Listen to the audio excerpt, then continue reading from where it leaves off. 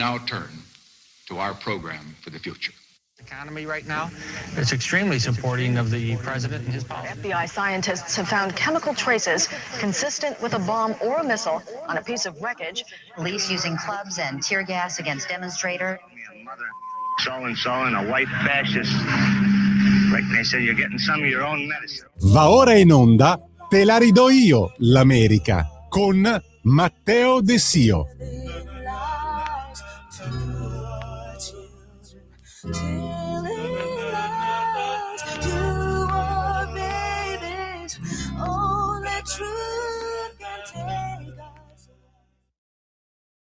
Welcome everybody, buongiorno a tutte e a tutti, questa è Te la ridò dell'America, questo è il nostro appuntamento settimanale dedicato agli Stati Uniti e cominciamo subito con le tantissime notizie che come sempre arrivano direttamente dagli States, cominciando con un argomento fondamentale, ovvero le elezioni di medio termine. Perché? Perché ovviamente dopo le rivelazioni gravissime della governatrice dello stato del New Jersey, che sembra proprio che siano in tanti non cittadini ad aver votato durante le scorse elezioni, come anche tra l'altro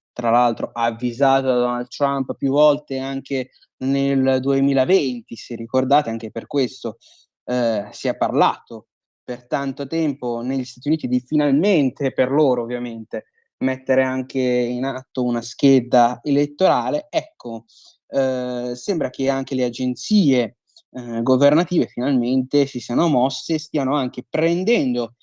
tutte le segnalazioni da parte della popolazione civile. Ma l'altra notizia, tra l'altro, che non è stata ribattuta molto negli States, proprio perché è un argomento caldo e quindi l'ho vista solo su Fox News, tra l'altro di qualche mese fa, e ribadiva come un sindaco di una piccola città del Kansas abbia dichiarato di aver votato in passato, essendo lui immigrato, di aver votato 2 volte da non cittadino, ma solo quindi da immigrato regolare. Attenzione quindi per quello che potrebbe veramente venire fuori in futuro, tra l'altro con i giudici della Corte d'Appello federale che hanno dichiarato tra l'altro nullo l'ordine esecutivo dell'amministrazione Trump di cercare di interdire proprio gli ordini per quanto riguarda il voto postale, che tante polemiche ha destato nel 2020, poi si sono ribaltati un po' i fronti. Ecco, secondo me è comunque, per evitare ogni possibile controversia, sarebbe anche giusto che venisse tolto per evitare anche possibili manipolazioni. Tra l'altro non è una delle uniche avventure in tribunale per quanto riguarda l'amministrazione Trump, che come sappiamo sempre si ritrova a lottare contro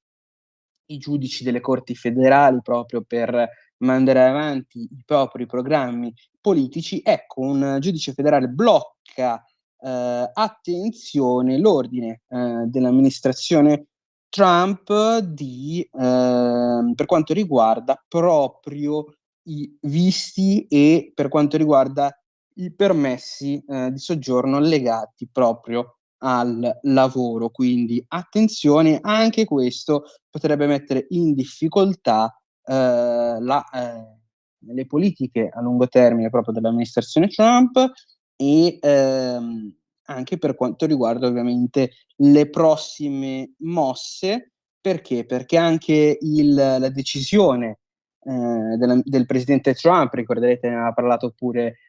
pubblicamente egli stesso, di mettere il visto per alcuni lavoratori specializzati a $100.000. Ecco, anche questo è stata una mossa bloccata proprio dalle corti federali, ma rimanendo sempre in tema di corti federali, perché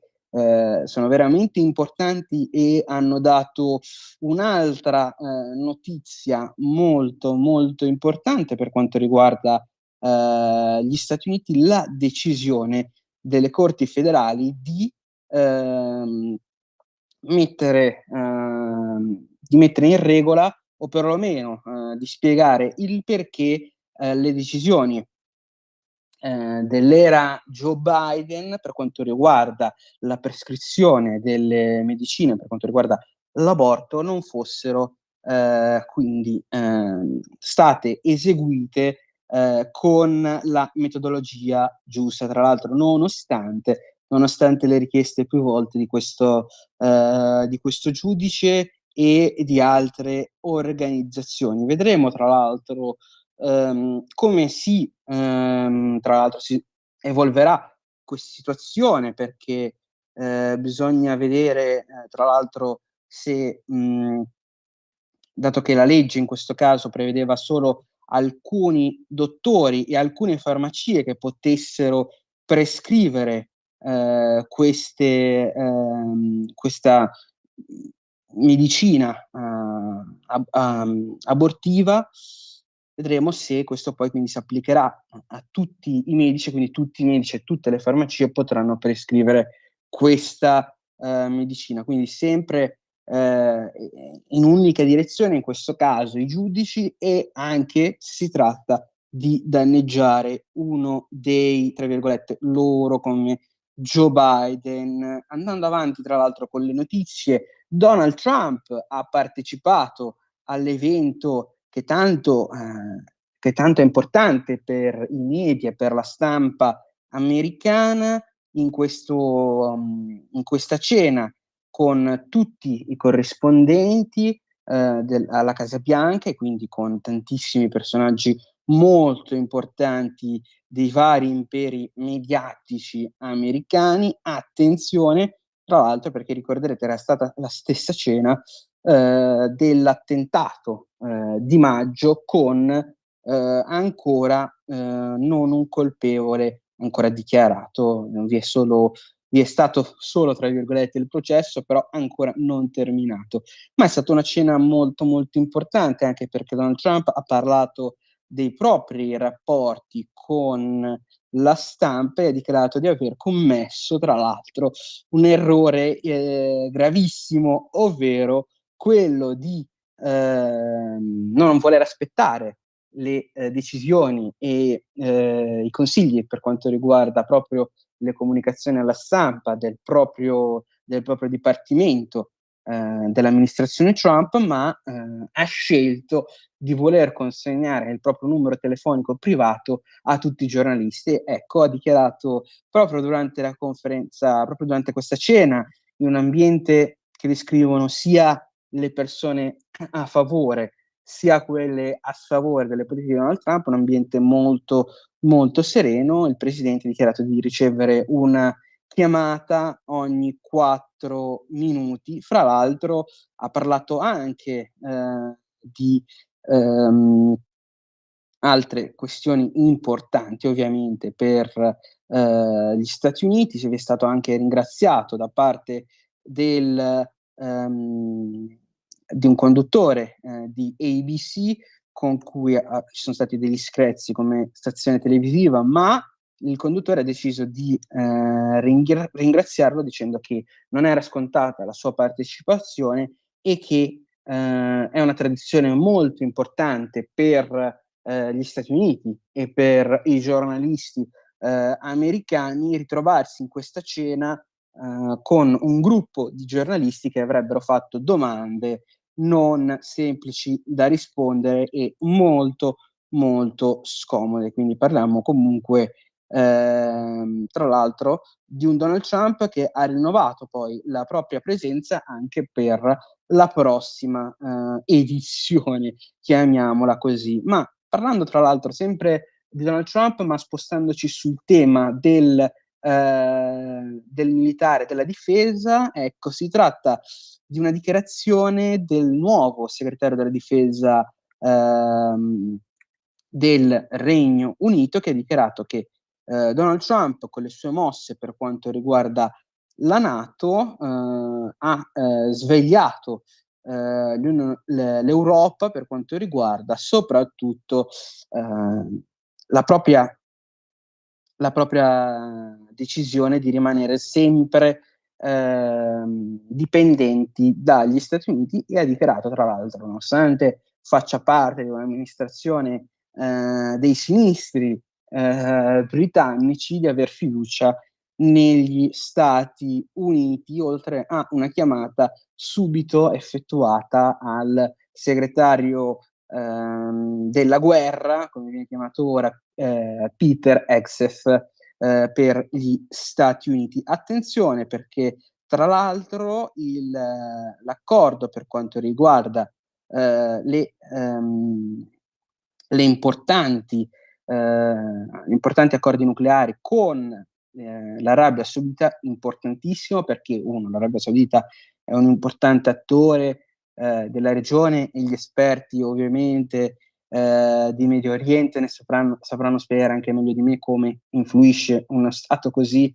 con, tra l'altro, il genere Donald Trump, molto amico del regime arabo, proprio nel modificare la politica della zona. Ma è importante che anche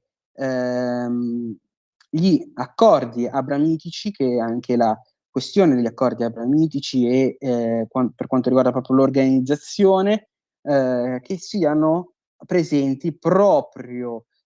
tutte le nazioni arabe a firmare questi accordi nucleari con l'Arabia Saudita, perché senza di loro, secondo Donald Trump, non si può fare questa non si può portare avanti questa soluzione. Quindi si parla comunque di un Donald Trump che chiama gli altri stati arabi e mette in risalto, tra l'altro, gli accordi di Abramo con il presidente di Israele Netanyahu in visita agli Stati Uniti. Ma attenzione, poi ci sono anche delle notizie, delle veline che vengono tirate fuori dai senatori, che sembrano proprio spiegare come